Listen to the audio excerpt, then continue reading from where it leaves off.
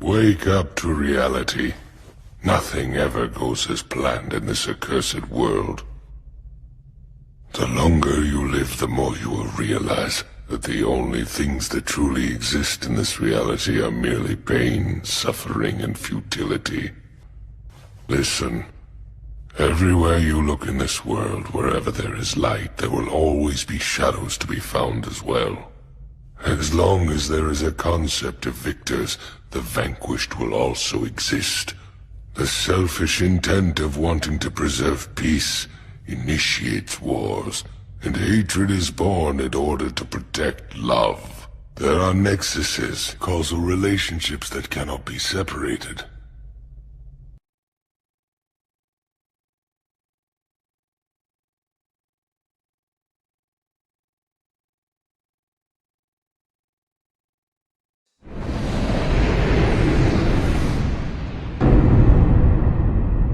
I take it you're here to retrieve your brother?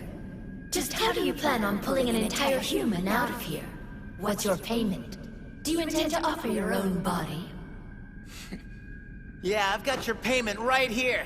So go ahead and take it.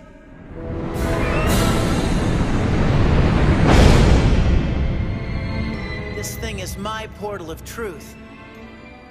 So I get to make the decision on how it's used. Is that right?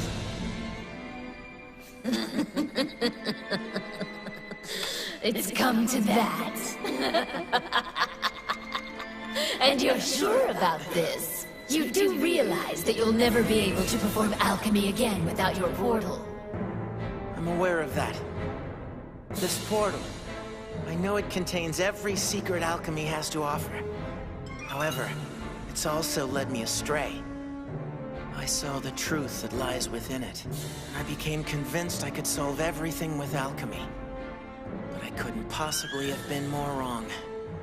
That was just arrogance. You're willing to cast it aside, to lower yourself to a simple human? What do you mean, lower myself? That's the only thing I've ever been. Just a simple human that couldn't save a little girl. Not even with alchemy. You're sure you'll be all right without it? Think carefully now. Full metal! Edward! Edward Elric! Who even needs alchemy when I've got them? You've done it! That's the right answer! Good job! You beat me! Go ahead! Take him home! The back door's right over there! Goodbye, Edward Elric!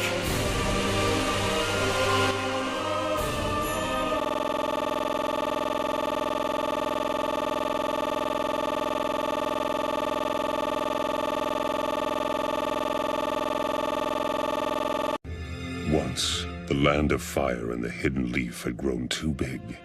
To protect their national interests, they forced feudal clans to wage war against each other, and profited from it. Otherwise, the people of the villages would have starved. As it happened, our little nation and its villages became the battlefield where the great nations waged their war. Each time they did, our nation was ravaged and laid to waste. After many such battles, the great nation stabilized, but our smaller nation suffered, and it barely recovered. You and I are both seeking the very same thing. We both want to achieve the peace that Jiraiya Sensei envisioned. You and I are the same. We're both motivated by our desire for peace and justice. The justice that I have delivered against the Leaf Village is no different from what you are trying to do to me. Everyone feels the same pain when losing something dear. You and I have both experienced that pain. You strive for your justice, and I strive for mine. We're both just ordinary men who have been driven to seek vengeance in the name of justice. And if one comes to call vengeance justice, such justice will only breed further vengeance and trigger a vicious cycle of hatred. Right now, we live in such a cycle. I know the past and can foretell our future. It is the same as our history. So we believe that human beings simply cannot understand each other, and they never will. The shinobi world of ours is ruled by hatred, and hatred alone. So, Naruto, how would you confront this hatred in order to create peace?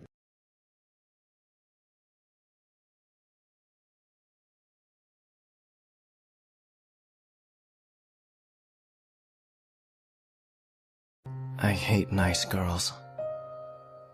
Just exchanging hello makes me nervous. Texting just makes it even worse. If I get a call, then for the rest of the day I'll keep checking my phone history with a wide grin on my face. But I know the truth. They're just being kind. Anyone kind to me is also kind to others. I always end up nearly forgetting that. If reality is cruel, then a lie is kindness. And so, kindness itself is a lie. I'd always hold expectations and I'd always misunderstand. And at some point I just stopped hoping. An experienced loner doesn't fall for the same trick twice. As a veteran on this battlefield of life, I'm an expert at losing. That's why I will always hate nice girls.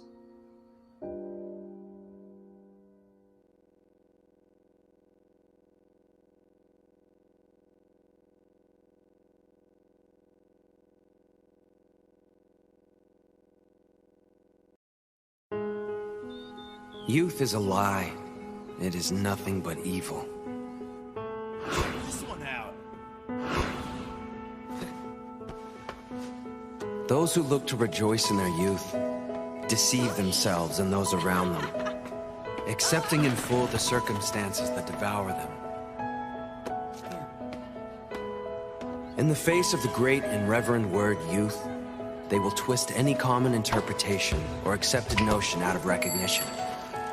In their minds, lies, secrets, sins, and even failure are nothing more than the spice of youth. If failure is truly the designated mark of one's youth, then would it not be considered abnormal for one not in his youth to still fail at befriending anyone? But I'm sure none of them would admit to that being true. They only define youth to their own benefit. In conclusion, I leave you with this.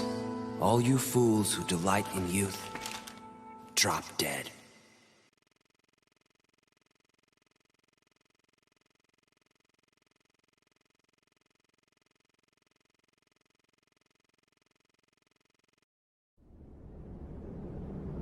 The perfect being, you said? Well, I have to tell you the honest truth as I see it.